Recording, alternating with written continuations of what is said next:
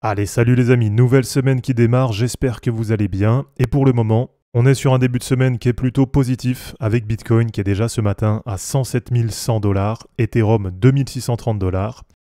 Et donc du côté de Bitcoin, ça démarre plutôt pas mal, avec Bitcoin qui est en direction du haut de range vers 109 000 $. Donc ça va être vraiment à suivre là sur la semaine. Et on a une semaine dernière qui s'est clôturée quasiment à break-even, avec Bitcoin qui est venu tester les deux extrémités du range. Et donc aujourd'hui dans cette vidéo, on va bien préparer la semaine pour voir un peu ce qui peut nous attendre sur les prochains jours.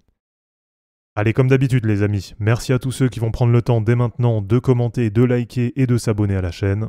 Et pour ceux qui veulent réussir le bull run en 2025, eh bien vous avez juste à cliquer sur le lien Linktree en description et à devenir membre de la chaîne pour accéder à tout le contenu exclusif qui va vous aider à bien booster vos gains cette année.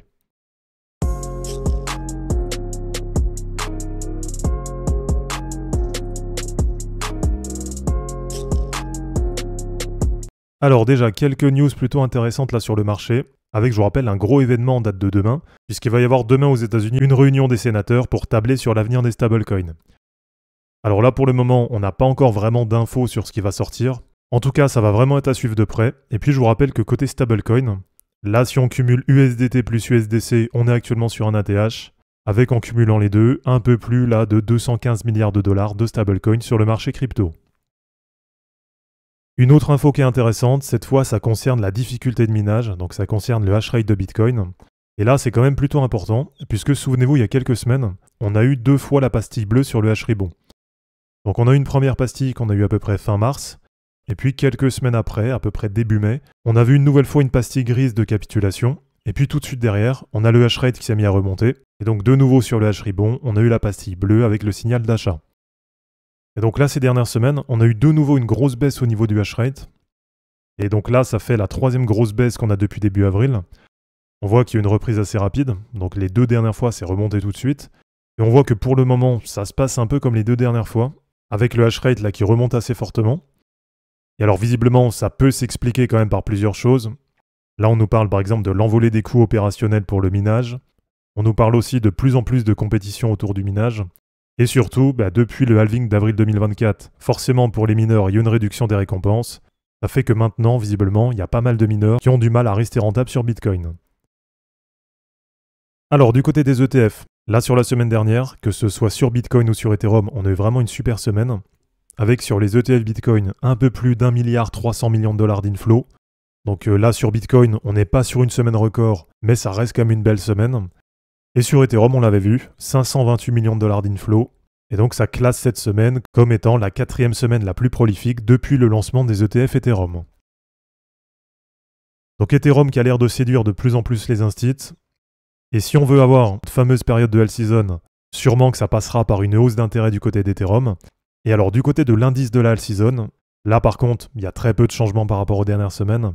Avec pour le moment seulement 28 cryptos du top 100 qui arrivent à surperformer Bitcoin sur les 90 derniers jours. Et si on prend que sur les cryptos du top 50, eh bien là on a 11 cryptos sur le top 50 qui arrivent à surperformer Bitcoin sur les 90 derniers jours. Donc là sur cet autre indice, ça nous met pour le moment à 22. Donc on reste pour l'instant toujours en Bitcoin saison. Et donc à suivre sur les prochaines semaines, est-ce qu'on va avoir peut-être une 3e petite période de Hell Season sur le cycle? Ou alors est-ce qu'enfin on va avoir une grande période de Hell Season? Là pour le moment, c'est vrai que c'est compliqué à dire.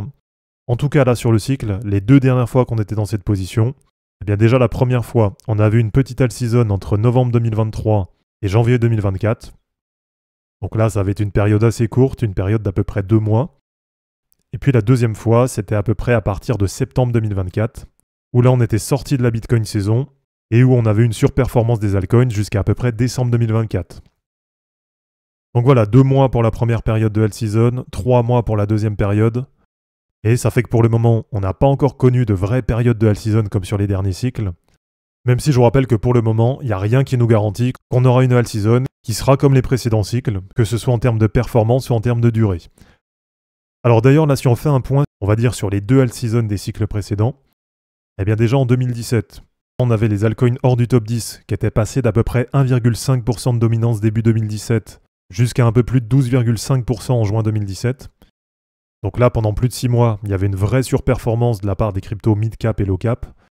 Et puis sur le dernier bull run, on a vu la Hell Season qui avait commencé vers janvier 2021, avec à ce moment-là les altcoins mid-cap et low-cap qui valaient à peu près 5,5% du marché, et ça avait duré jusqu'à peu près mai 2021, avec les altcoins mid-cap et low-cap qui valaient à ce moment-là quasiment 18% du marché. Et donc à suivre sur les prochaines semaines, puisque là pour le cycle actuel, on est sur un point bas en termes de dominance pour les altcoins mid-cap et low-cap, qui valent au total aujourd'hui un peu moins de 7,5% du marché. Donc voilà, merci à tous d'avoir regardé cette vidéo, j'espère en tout cas que ça vous aura plu. Comme d'habitude, pensez à vous abonner, à liker et à commenter cette vidéo pour soutenir la chaîne. De mon côté, je vous mets tout ça en ligne et je vous dis à bientôt. Ciao!